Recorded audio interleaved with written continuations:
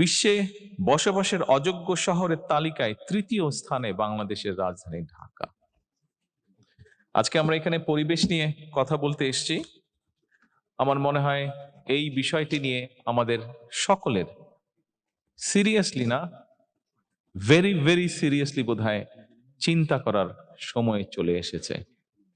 কাজে এখানে আজকে আমরা যারা বৃক্ষরোপণই হোক বা পরিবেশের বিষয় হোক, আমরা এখানে একত্রিত হয়েছি, আমাদের সকলের উচিত হবে এই ঘর থেকে বেরিয়ে গিয়ে যখন যে পরিস্থিতিতে যে পরিবেশে আমাদের সুযোগ হয় প্রত্যেকটি মানুষকে এ ব্যাপারে সচেতন করা। এখানে যারা আপনারা আজকে উপস্থিত হয়েছেন, বিশেষ করে এই কাজগুলোর সাথে আপনারা যারা জড়িত আছেন, পরিবেশ এবং বৃক্ষরোপণ দুটো অঙ্গাঙ্গিভাবে জড়িত বলে আমি মনে করি। আমাদের সকলের বোধহয় দায়িত্ব, আমাদের সমাজে বহু মানুষ আছেন যারা এই সকল বিষয় খুবই অজ্ঞ, এটি অস্বীকার করে খামাখায় লাভ নেই। এই অজ্ঞ মানুষগুলোকে এই ব্যাপারে সচেতন করাটা বোধহয় আমাদের দায়িত্ব এবং আমাদের একটা পবিত্র কর্তব্য বলে আমি মনে করি। কেন মনে করি? এই জন্য আমরা যদি ঢাকা শহরের বিভিন্ন জায়গায় যাই, যে এলাকাতেই যাই না কেন, আমরা যদি ঢাকা থেকে, আপনাদের প্রত্যেকেরই এখানে নিজের গ্রামের বাড়ি অবশ্যই মনে হয় ঢাকা শহরের নয়, ঢাকা শহরের, ঢাকা জেলার বাইরে অন্য বিভিন্ন জেলায় আমরা যখন হাইওয়ে গুলো দিয়ে যদি যাই এবং হাইওয়ে দুপাশের অবস্থাগুলো যদি দেখি, তাহলে আমি যেই কথাটি বলতে চাইছি এই কথাটি বোধহয় পরতে পরতে ফিল করার বোধহয় যথেষ্ট কারণ আছে। এবং গতকালকে আমি গত পরশুদিন আমি সাভারে গিয়েছিলাম সেনাবাহিনীর একটি প্রশিক্ষণ কেন্দ্র দেখতে। যার সময় দুপাশে মিল ইন্ডাস্ট্রি আছে, অবশ্যই সেটি একটি ভালো বিষয়, কিন্তু মিল ইন্ডাস্ট্রির কারণে সবকিছু মিলিয়ে দুপাশের রাস্তার যে অবস্থা, এটি আপনাদের প্রত্যেকেরই চোখে পড়েছে। আমার মনে হয় কোনো একটি সভ্য দেশে, একটি সিভিলাইজড দেশে এরকম পরিস্থিতি বোধহয় হওয়ার কারণ নয়। এই অবস্থা তৈরির জন্য কম বেশি আমরা যেরকম সকলেই দায়ী, আমি ব্যক্তিগতভাবে মনে করি আমরা সকলে চেষ্টা করলে এই অবস্থার পরিবর্তনটি আমরা করতে পারবো। আমার মনে হয় আজকের এই পরিবেশ, বিশ্ব পরিবেশ দিবস উপলক্ষে বোধহয় এরকম একটি প্রতিজ্ঞা বা শপথ বোধহয় আমাদের প্রত্যেকের নেওয়া উচিত আজকে। আসুন এবার আরো কিছু গুরুত্বপূর্ণ বিষয় আমি আমার অবস্থান থেকে আপনাদের সামনে তুলে ধরতে চাইছি। যদিও বক্তব্যের পর অনেক লম্বা হয়ে গেছে, আমি চেষ্টা করব আমার বক্তব্যটিকে সংক্ষিপ্ত রাখতে। সম্মানিত সকল উপস্থিতিবৃন্দ, পবিত্র কোরআনের একটি আয়াত উল্লেখ করে আমি আমার বক্তব্যটা শুরু করি। আল্লাহ তাআলা বলেছেন, তিনি সেই সত্তা যিনি পৃথিবীতে যা কিছু আছে সব তোমাদের জন্য সৃষ্টি করেছেন। সুতরাং নদী, নালা, গাছপালা, কীট পতঙ্গ, বন্য কিংবা গৃহপালিত পানি, অর্থাৎ আমাদের চারপাশ পরিবেশ প্রতিবেশ, অর্থাৎ আল্লাহর এই সকল সৃষ্টি সবই কিন্তু মানুষের উপকারের জন্য। তবে আল্লাহ সকল সৃষ্টি থেকে যদি উপকার ভোগ করতে হয়, তাহলে মানুষ হিসাবে অবশ্যই কিন্তু আমাদের কিছু দায়িত্ব এবং কর্তব্য রয়েছে, যা খুব সংক্ষেপে আমি আপনাদের সামনে মাত্র তুলে ধরেছি। যথানিয়মে সকল সৃষ্টির যত্ন এবং পরিচর্যা করা আমরা যারা মানুষ তাদের বা মানব সমাজের দায়িত্ব। বিজ্ঞানের উৎকর্ষতার সঙ্গে সঙ্গে এটি প্রমাণিত সত্য যে ইকোসিস্টেম বা বাস্তুতন্ত্র যেটা আছে, এটার সঙ্গে মানব সমাজের সম্পর্ক অত্যন্ত গভীর এবং অবিচ্ছেদ্য। এই বাস্তুতন্ত্র বা ইকোসিস্টেমের নিরাপদ লালন এবং বিকাশের সঙ্গে মানব সমাজের নিরাপদে বেড়ে ওঠা ওতপ্রোতভাবে জড়িত। গতকালকে, এই জন্য বলছি, গতকালকে আমার সাথে সংসদে বিরোধী দলীয় নেতা ওনার কথা হচ্ছিল, এমনি আমরা দুই রাজনৈতিক কর্মী আমরা আলাপ করছিলাম একটি বিষয়। কিছুদিন আগে উনি হঠাৎ অসুস্থ হয়ে গিয়েছিলেন এবং ওনাকে গুলশানে, উনি খুব সম্ভবত লেক ভিউ হসপিটালে ছিলেন, তো ওখানে ওনাকে ছাদে নিয়ে যাওয়া হয় একদিন। ছাদে নিয়ে যাওয়ার পরে উনি হাঁটছিলেন, কিন্তু উনি আমাকে যেটা বললেন যে কিছুক্ষণ পরে উনি আর ছাদে হাঁটতে পারছিলেন না, কারণ আশেপাশে এত অসম্ভব স্মেল লেকটার। তো আমার মনে হয় এই যে কথাটা বললাম, দেখুন এরকম অভিজ্ঞতা বোধহয় আমরা সকলেই, শুধু বিরোধী দলীয় নেতাই নয়, সকলেই কম বেশি আমরা বিভিন্ন সময় এইটা ফেস করে থাকি, এক্সপেরিয়েন্স করে থাকি এরকম অভিজ্ঞতা।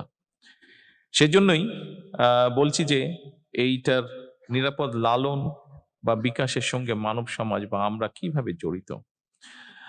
উপস্থিতিবৃন্দ, আজকের এই পরিবেশ মেলা কিংবা বৃক্ষ মেলার যে আয়োজন, এটা যেমন বর্তমান এবং ভবিষ্যৎ প্রজন্মের সুন্দর এবং সুস্থভাবে বেড়ে ওঠার জন্য একটা নিরাপদ বিনিয়োগ বলে আমি মনে করি, যদি আমরা সকলে সিনসিয়ার হই।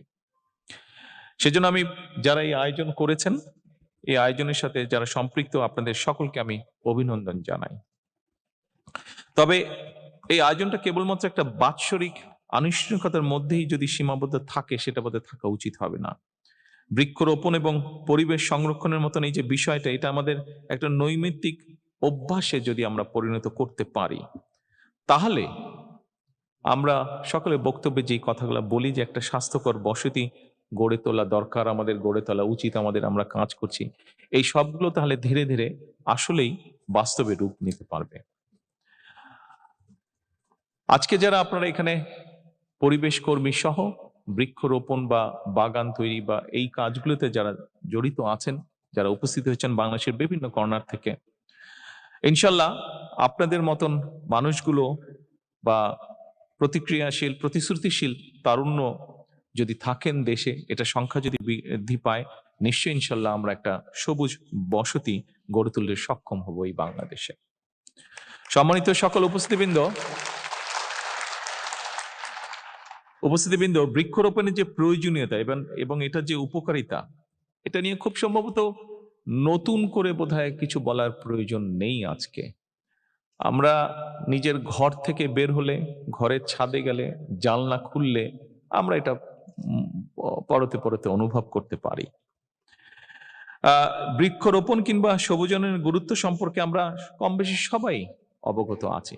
আমরা যখন ছোট ছিলাম তখন ঢাকা শহরকে যত গ্রিন দেখতাম, এখন বোধহয় দেখি না। এটার সাথে নিশ্চয়ই আপনারা এই ঘরে উপস্থিত কেউ আমার সাথে ডিফার করবে না, সবাই নিশ্চয়ই আপনারা একমত হবেন। কিন্তু করতে তো হবে কিছু, এবং এই করাটা আমাদেরকেই করতে হবে। একটা সন্তান পৃথিবীতে জন্মগ্রহণ করলে, আমি কিছুদিন আগেও বলেছিলাম যে এটা এখানে আমাদের একজন বক্তা, খুব সম্ভব আমাদের স্টেট মিনিস্টার ডক্টর ফরিদও মনে হয় বলেছেন, আমি কয়েকদিন আগে বলেছিলাম যে একটা সন্তান আমাদের পরিবারে, আমাদের নিজেদের হোক, আত্মীয় স্বজন হোক, একটা পরিবারের নতুন সন্তান জন্মগ্রহণ করলে আমরা যদি সবাই মিলে তার জন্য, তাকে স্মরণ করে একটি গাছ রোপণ করি, তাহলে প্রতিটা প্রাণের জন্মকে উদযাপন করি, স্মরণ রাখি, তাহলে একটা নবজাতকের পাশাপাশি একটা গাছ যেমন বেড়ে উঠবে, সেই ছোট্ট শিশুটি আস্তে আস্তে বেড়ে উঠবে, এবং এভাবেই সবুজায়নের জন্য সামাজিক আন্দোলন সফলতা লাভ করবে। জনসংখ্যা বৃদ্ধি, জলবায়ু পরিবর্তন, অপরিকল্পিত নগরায়ন এবং নদী ও জলভূমি ভরাট এবং বন উজাড় সহ নানা কারণে জীববৈচিত্র্য হুমকির মুখে পড়ছে। এসব কারণে বন্য প্রাণী, জলজ উদ্ভিদ এবং প্রাণীর আবাসস্থল অস্তিত্ব সংকটে বাধ্য। একটু আগে আমি ওই যে একটা অ্যাওয়ার্ড দিলাম আদনানকে আমি চিনি, আর অনেকেই আছেন আদনানের মতন, আদনানকে আমি চিনি। এই বিষয়টি নিয়ে এই যে ও এখন আমি বললাম যে কি খবর, ও আবার আদনান কোথায় গেল? আদনান, ওই যে আদনান ও আবার সাপ ধরতে পারে। তা আমি আবার জিজ্ঞেস করলাম, পকেটে সাপ টাপ নেই তো তোমার? তো এখন আমি জিজ্ঞেস করলাম যে ও নিজে থেকেই বললো যে এই প্রোগ্রাম শেষ করে ও বোধহয়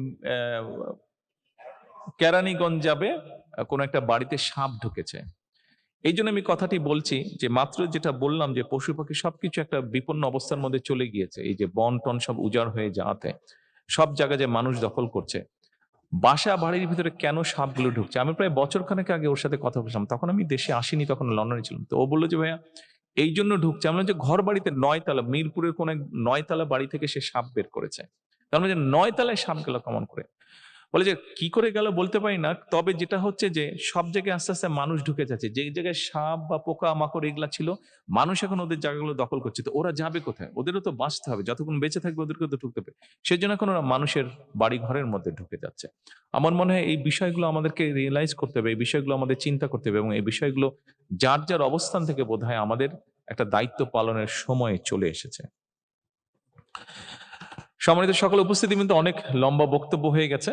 আপনারা আগেও বক্তব্য শুনেছেন অনেকের, মনে হয় ভালো লাগবে না আর বক্তব্য লম্বা করলে। পরিশেষে আমি যে কথাটি বলতে চাইছি, এবছর যারা জাতীয় বৃক্ষরোপণ পুরস্কার, বন্যপ্রাণী সংরক্ষণের জাতীয় পুরস্কার এবং সামাজিক বনায়নের লাভ্যাংশ অর্জন করেছেন, আমি আপনাদের সবাইকে আন্তরিক অভিনন্দন জানাই।